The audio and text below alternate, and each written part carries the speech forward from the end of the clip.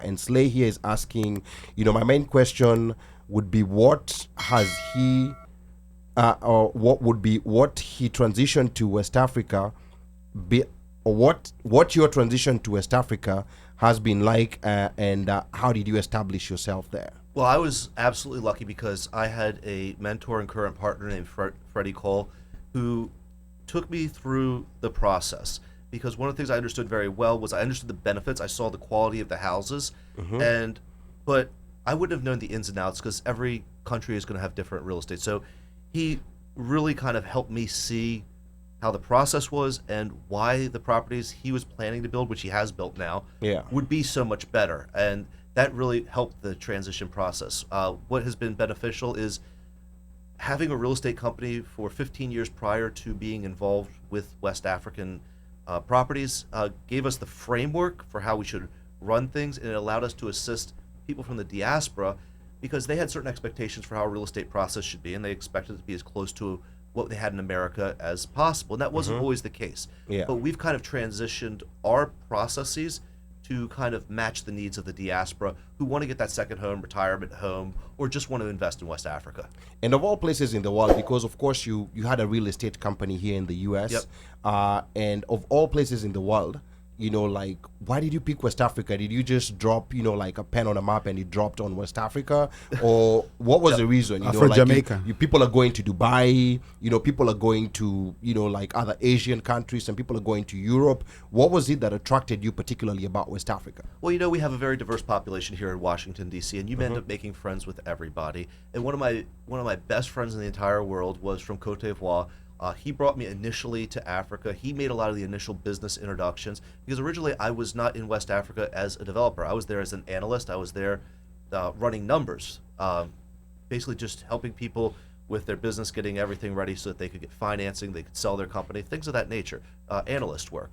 It was because of that you start to make connections. Those connections lead to connections. I'm sure I could have done well everywhere, but I am so happy that I landed on West Africa, even though it was a little bit of happenstance that got me there. I've been so happy. The people have been amazing. All of Africa I love, but I have a special place in my heart for West Africa. Okay, that's good. And what exactly does your company do for people who want to transition in West Africa? Is it just purchasing of properties, or is there other services that you provide to people who want to transition? No, we do our best. What we say in our company, what Freddie and I would say, is we want to avoid boomerang buyers. We don't want people who go to Africa, stay there for a few months, get really excited, then burn out and come back. One of the easiest things to do, we have houses that are at great price. You can get a house for $100,000. It's an amazing villa. It's awesome. But we don't want someone just to buy it, take their money, and say goodbye.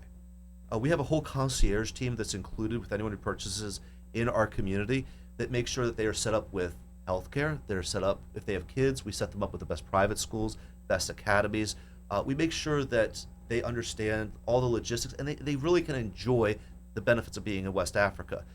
We found that a lot of times if they move to a different area without a little bit of guidance, what they tend to do is they either try to recreate what they knew in America and get frustrated if they can't, or they just kind of stay to themselves rather than just fully enjoy everything that Africa has to offer. And that's what we're really trying to do. We want to make people as successful as possible, because when you own a real estate company, particularly development, you know that your best salesperson are the people that you sold to. And the happier they are, their friends are starting to refer to us. Yes, it's giving us lots of referrals. So we are absolutely dedicated, committed to making sure anyone who comes to West Africa that they're successful and that they're happy. And part of that is knowing who not to sell to at times. We have very deep conversations with people about what their plans are, what they're expecting, what their hopes are, and we make sure that the purchase of the property kind of fits congruently within what their plans are. Because as much as I love West Africa, it may not be for everyone, for every single person in every single situation. Some people, they say, listen, I want to see my grandkids every single weekend. Yeah. Realistically, that's not going to happen if you're in West Africa when we start talking about them. Yeah, correct. Even though you'll get very excited for the first 6 months, you'll eventually want to see your kids. You'll burn out. I say, listen, we'll set you up with the best hotels at that point. But we really do want, and I know Freddie, and that's why I love having him as a partner, is just absolutely passionate, not just about, like, the last thing he cares about is selling the house.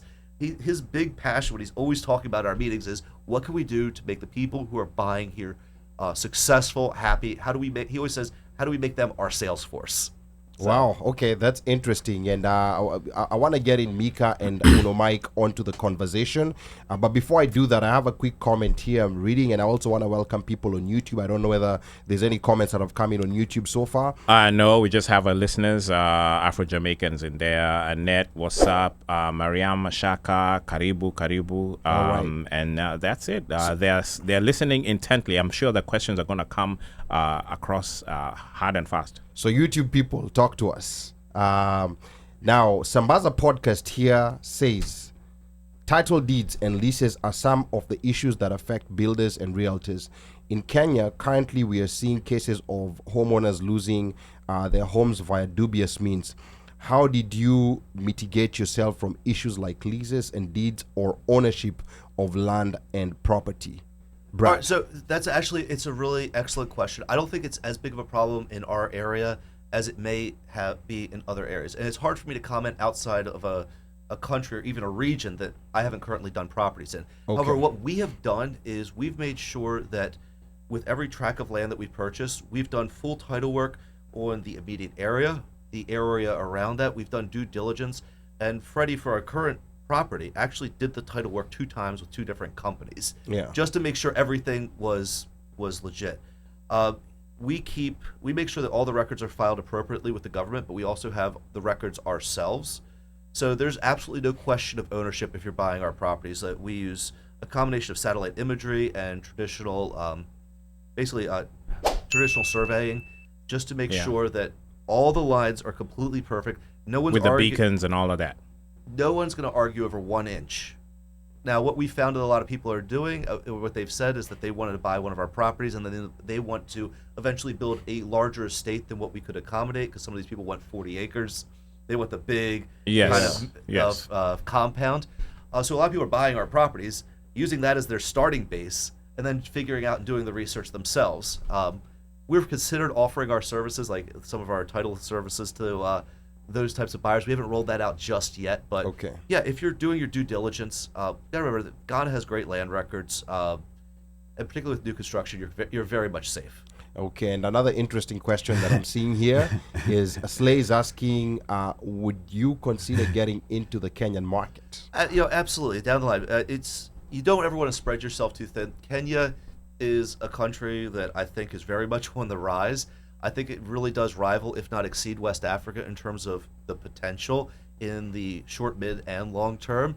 I've kind of established my base there, so I'm going to see this project through, and we may develop out from there. But at this point, I don't see us going into the Kenyan market right now, at least not in the next couple of years, until we get everything taken care of, really, in Ghana. Okay.